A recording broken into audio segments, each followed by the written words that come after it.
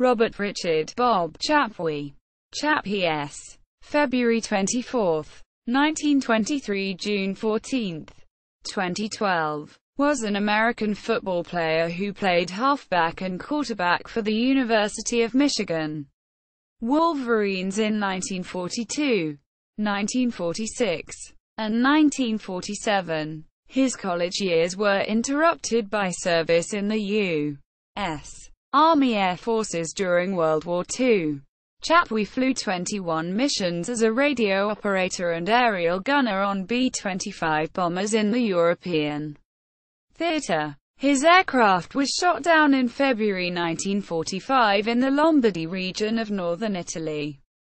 Chappuis parachuted from the plane before it crashed, and Italian partisans rescued him by hiding Chappuis and two other crew members for the final 3 months of the war. After the war, Chappuis returned to Michigan where he broke the Big Nine Conference record for total offense in 1946 and then broke his own record in 1947. He led the 1947 Michigan team known as the Mad Magicians to an undefeated season and a 49-0 win over the USC Trojans in the 1948 Rose Bowl game. Chappuis was a unanimous All-American selection in 1947 and was named the most valuable player of the 1948 Rose Bowl. His picture appeared on the cover of Time magazine in 1947 in connection with a feature article about Chappuis and the 1947 Wolverines. He placed second in the 1947 Heisman Trophy balloting. During his career he established many football records that lasted for over a generation and became an All-American. He continues to hold the Big Ten Conference single-season passer rating record and the Michigan Wolverines single-season yards completion records. He was one of the early passing specialists in an era where football players were just beginning to either play on offense or defense instead of both. Chappuis played professional football in the All-America Football Conference (AAFC) as a quarterback for the Brooklyn Dodgers and Chicago Hornets in 1948 and 1949. He led the Dodgers in total offense in 1948 with 1,402 yards passing and 310 yards rushing. When both clubs and the AAFC folded, Chappuis retired from football in 1950. He was elected to the College Football Hall of Fame in 1988. Early years. Chappuis was born and raised in Toledo, Ohio, the son of Mary Ellen née Burchell and Sylvan Francis Chappuis. His father, who had played quarterback for Denison University, which is located near Columbus, Ohio, was an executive with a porcelain products company in Toledo. Chappuis graduated from DeVilbiss High School where he was a star football player. When it came time to choose a college, his father said his only preference for his son was that he not attend Ohio State. Chappuis could not provide much of an explanation for his father's preference. Dad just didn't like Ohio State. Quote, Chappuis played in 9 games for Michigan as a sophomore in 1942, contributing 220 yards rushing, 358 yards passing, and 30 yards receiving. In his first game as a college halfback, Chappuis completed 7 of 18 passes for a gain of 80 yards, and also rushed for 49 yards in a 9-0 win over the Great Lakes Naval Training Station. Chappuis' predecessor as Michigan's halfback, Heisman Trophy winner Tom Harmon, completed 7 passes in a single game only 3 times in 3 years. A feat accomplished by Chappuis in his first game service in World War II. Chappuis' college program was interrupted by military service from 1943 to 1945. During World War II, Chappuis earned the rank of lieutenant in the U.S. Army Air Forces. He flew 21 missions as a radio operator and aerial gunner in B-25 bombers. His crew sunk a cruiser in an Italian harbor, which earned it a citation in September 1944. He flew his first mission, which was targeting a railroad bridge in the heavily fortified Brenner Pass on Christmas Day 1944. At the time he flew this first mission, he was a sergeant. On February 13, 1945, Chappuis flew his 21st mission when he was assigned to fill in for a sick crew member. Chappuis' B-25 bomber was assigned to bomb a railroad tunnel in the Italian mountains north of the Po River. Over the target, a burst of flak knocked out one engine. Then the other engine went out. When the order came to bail out, the tail gunner went out first and got stuck in the escape hatch, pinned against the rear of it by the wind pressure. Chappuis kicked him in the only accessible place, his head, and knocked him loose. Then he jumped. Quote, Chappuis was rescued by an Italian partisan, Aldo Camucci, a 21-year-old who was in charge of one of the many underground groups operating in the area. Camucci and his band of resistance fighters got to Chappuis before the Germans and hid him and two other American flyers from the same plane for nearly 3 months until the end of the war. The partisans passed Chappuis and the two other Americans from house to house and village to village toward the Swiss frontier, dressed in shawls, but still wearing GI shoes. They once walked undetected past a German sentry.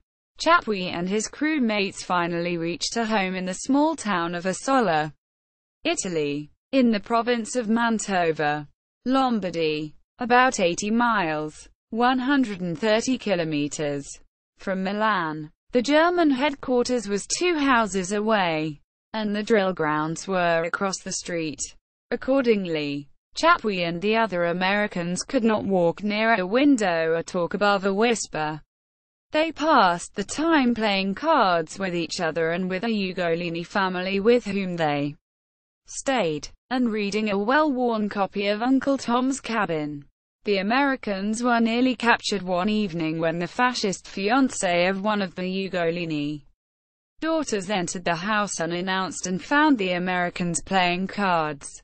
He threatened to turn the Americans in, but was persuaded not to when told it would mean the death of his fiancée and her family for aiding the Americans. When VE Day arrived in early May 1945, Chappuis and his crewmates stayed in Assola for a week-long celebration.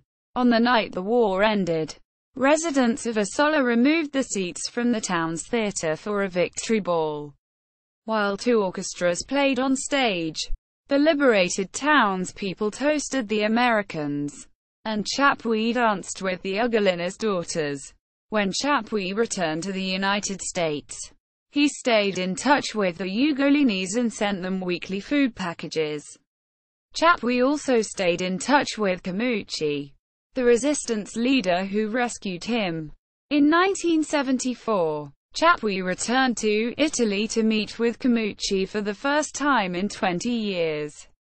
And in August 1975, Camucci and his wife traveled to Michigan to visit Chappuis, All-American at the University of Michigan. 1946 season. Chappuis returned to Michigan after being discharged from the military and played football in the spring of 1946. He returned in time to join the Michigan baseball team, where he played in the outfield, led the team in batting, and helped them win the Big Nine championship with a 26-game winning streak. When football season arrived in the fall, Chappuis was one of many veterans who returned to college and the gridiron after serving in the war. Many of the returning veterans were not in prime football condition at the start of the 1946 season, and coach Fritz Kreisler predicted it might be November before ex-servicemen were adjusted physically and mentally to play their top game. Chappuis later recalled that he was 23 years old when he returned to school, and some of the returning veterans didn't know if they could get back into the rah-rah of college football. But Fritz took care of that. He really whipped us into shape. Despite any difficulties in readjusting to civilian life and football, Chappuis broke Otto Graham's Big Nine Conference record for total offensive yards during the 1946 football season. Though reports differ as to Chappuis' total yards gained, University of Michigan records show that Chappuis gained 1,284 yards in 1946. 734 yards passing, 501 yards rushing and 49 yards receiving. Chappuis set the new offensive mark in 1946 with a fractured bone in his wrist that he did not report until after the season had ended, at which time an operation was performed. Chappuis later said he knew the X-ray would reveal a fracture, and he would be benched before he even began. He delayed the examination until the season was over because the time to break into the lineup is prior to the first game. If I hadn't, there were so many capable candidates around who could have made good behind our front wall that I'd never have become a first stringer by returning in the middle of the season. Quote, accordingly, Chappuis played the 1946 season with a fractured wrist and without even bothering to tape the wrist. He was later drafted in December by the Detroit Lions in the 5th round of the 1947 NFL Draft. 26th overall pick, but Chappuis opted to stay in school to finish his collegiate career. 1947 season. Given the off-season wrist surgery, Chappuis was questionable for the 1947 season. As the season got underway, Chappuis said the wrist was not as loose as it was in 1946, but he felt it was loose enough. Quote, in the end, Chappuis broke his own Big Nine total offense record by gaining 1,405 yards as compared with 1,284 yards in 1946. He completed 48 out of 84 passes for 976 yards, including 11 touchdown passes. He also scored 5 touchdowns and gained 544 yards rushing. In the season opener against Michigan State, Chappuis scored 3 touchdowns in a 55-0 victory, as Michigan outgained the Spartans 504 yards rushing to 56. Michigan finished the 1947 season with a 21-0 victory over Ohio State. In his last game at Michigan Stadium, Chappuis set a Michigan single-game record for total offense that would last 20 years. Altogether, Chappuis accounted for 307 yards, rushing for 90 yards and completing 12 of 27 passes for 217 yards. This stood as a school single-game total offense record for over 20 years. At the end of the 1947 season, Chappuis was named a unanimous first-team All-American. He also finished second to Johnny Lujack in the 1947 Heisman Trophy voting, with Lujack receiving 742 first and second place votes to 555 for Chappuis. Despite the glowing adjectives heaped on him, reporters noted that Chappuis can still wear his regular size 7 headgear. Chappuis gave credit to his line saying, "Anyone passing behind the protection that line gave me could have done as well." Quote, in another sign of his modesty on a team with only 2 two-way players, Chappuis said, "You have to smell where to go on pass defense. And my sniffer's not too good." When asked why he does not play both ways, in addition to having the most accomplished season of his collegiate career, Chappuis was a leader on campus. He was elected president of the Michigan Alpha chapter of the Phi Delta Theta fraternity, whose membership included a number of his teammates and prominent University of Michigan athletic alumni, such as Tom Harmon, Bob Uffer, and Harry Kipke. Chappuis appeared on the cover of the October 28, 1947 issue of Look magazine, which featured pictures of him on the football field and at the fraternity house. In the magazine, Chappuis and his future wife were also featured about the Michigan campus. He expressed an interest in first playing professional football for a few years before going into the porcelain business with his father. Look magazine devoted over a dozen pictures to showing Chappuis play in the offense.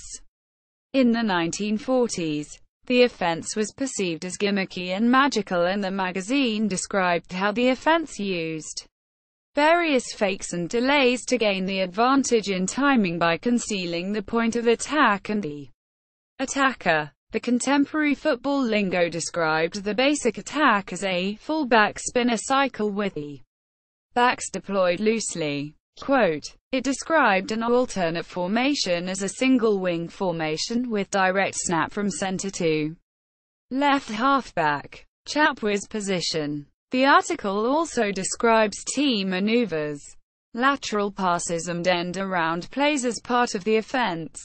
Passing specialist. Chappuis drew considerable attention in the national press for his abilities as a passer. One of the game's first passing specialists. Quote, in November 1947, Time magazine ran a feature article about Chappuis and the 1947 Wolverines, with Chappuis' photograph on the cover. Called The Specialist, the Time article focused on the new era of specialization marked by coach Fritz Crisler's decision to field separate offensive and defensive units in 1947.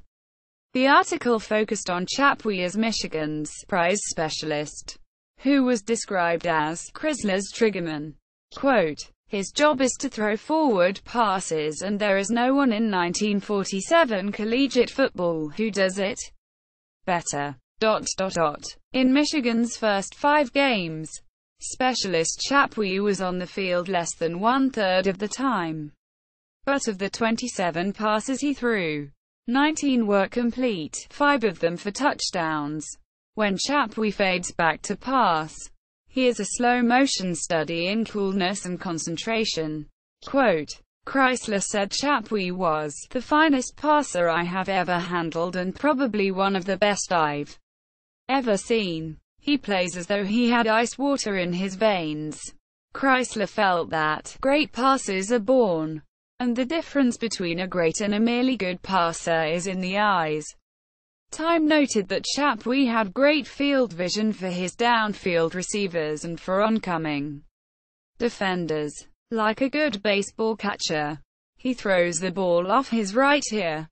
With a snap motion, he throws what the coaches call a heavy ball. Single quote. Another writer noted that Chappuis was endowed with a passer's sixth sense, split vision, and an ability to pick out his receiver after one glance over the field. Quote, Time also noted that Chappuis was unlike his predecessor, the hail fellow Tom Harmon. His snaggler teeth and sharp features earned him the nickname Birdface when he was a kid. Time also reported that Chappuis learns easily, just as he does in the classroom, where he makes a C+ average seemingly without ever opening a book. Quote, when Chappuis graduated, he held numerous school records, including most touchdown passes in a career with 23, a record that was not broken until 30 years later by 4-year starter Rick Leach. He also held the record for most touchdown passes in a season with 13, a record that was tied by Leach in 1976. He also held the school record for most career total offensive yards with 3,487, a record broken in 1970 by Don Moorhead. 1948 Rose Bowl and All-Star Game. Chappuis played his last game for Michigan in a 49-0 win over the USC Trojans in the 1948 Rose Bowl. Chappuis ran for 91 yards, completed 14 of 24 passes for 188 yards, was named the most valuable player, and set Rose Bowl records for total offense and pass completions. The Long Beach Independent reported, Bob Chappuis was every inch the All-American he has been tabbed. Running, faking and pivoting beautifully. He averaged 7 yards a crack for 13 carries and completed 14 out of 24 pitches for 188 yards, which gave him a new total offense record of 279 yards for the Classic. Quote, a sidelight of the Rose Bowl was the Rose Bowl Queen nomination of Anjesti, the future wife of Bob Chappuis, which was against the tradition of having a queen from Pasadena, California. Buck Dawson, the manager of the Michigan Yearbook who would go on to marry the daughter of Matthew Mann, was the proponent of the nomination. Although tradition was upheld, Jesty's photograph appeared on the front page of the Los Angeles Times along with the caption, "Overlooked Michigan Beauty." Quote, Chappuis was also selected to play for coach Frank Leahy on the college all-star squad against the Chicago Cardinals, who were the 1947 NFL champions. In the 15th College All-Star vs. NFL champion match, the Cardinals scored the biggest victory to date with a 28-0 victory. Among the collegians were Lou Jack and Chuck Connolly. The professional athletes included Paul Chrisman and Charlie Trippi. Supposedly, the 1947 class had a void at fullback, which may have been the problem with their offense in the All-Star Game shutout. Celebrity. He became a celebrity of sorts at Michigan. He was mentioned in several issues of Time magazine, and his wedding was even announced in the magazine. In addition, his time at Michigan defined an era in a way that became a permanent reference because his contemporaries would say that they were at Michigan in the Chappuis years. In 1988, he was elected into the College Football Hall of Fame. Professional football. Chappuis was drafted by the Pittsburgh Steelers, and reports in February 1948 indicated that the Steelers had offered him a 2-year contract for $20,000 per year. However, Chappuis passed up the Steelers' offer, opting instead to play for the new All-America Football Conference, AAFC. In June 1948, Chappuis signed with Branch Rickey's Brooklyn Dodgers of the AAFC after coach Carl Voiles outbid the Steelers for his services at $17,000. Chappuis had been drafted by the Cleveland Browns, and the Dodgers gave the Browns 3 draft picks in exchange for the right to sign Chappuis. Rickey had felt that modern football was based on speed and that he could win with a good center, passing quarterback and 2 tall sprinting ends. Thus, he placed a premium on signing Chappuis, the passing quarterback. The college all-star game caused Chappuis to miss 3 weeks of practice, and he played little in the early season games because he had not learned his plays. In his first professional game against the San Francisco 49ers, Chappuis ran the ball 37 yards to the 49ers' 6-yard line in the fourth quarter, giving fans an indication of what sent all the major professional clubs after his services.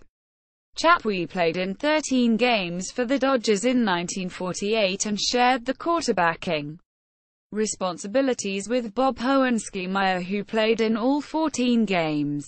Chappuis led the team in total offense, 17-12 to 14-28 for Hohenschemeier. Chappuis completed 100 of 213 passes for 1,402 yards with 15 interceptions and 8 touchdown passes. He also rushed for 310 yards, for an average of 6.0 yards per carry, and 1 rushing touchdown. Although Chappuis led the team in total offense, Hohenschemeier also made 11 receptions and served as both the kick returner and punt returner at various times during the season. The Dodgers finished the season with a 2-12 record and folded after the 1948 season.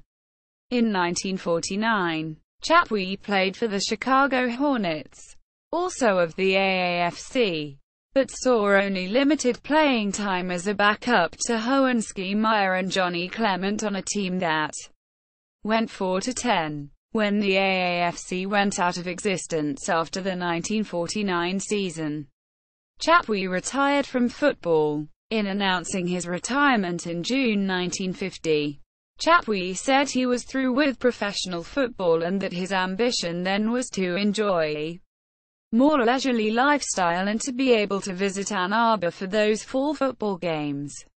After retiring from football, Chappuis worked in various business ventures. In the 1950s, he was in the electrical appliance business in South Bend, Indiana. He spent 13 years with Central Sawyer Co. in Fort Wayne, Indiana, retiring in 1983 as the vice president in charge of labor relations. He later formed his own management consulting business in Fort Wayne. Chappuis and his wife, Ann Chappuis, had 4 children. Chappuis is the uncle of former Michigan and Baltimore Colts strong safety Rick Volk. In 2012, he was inducted into the Michigan Sports Hall of Fame. Chappuis fell in June 2012 and was hospitalized at the University of Michigan Hospital. He died a few days later on June 14, 2012. Honors and accolades. Chappuis has received numerous honors, including the following: named Most Valuable Player on the 1946 Michigan Wolverines football team, named to the All-Big Nine Conference team, 1946, Consensus All-American, 1947, named to the All-Big Nine Conference team, 1947, finished second to Johnny Lujack in the Heisman Trophy voting in 1947. Named Most Valuable Player of the 1948 Rose Bowl game.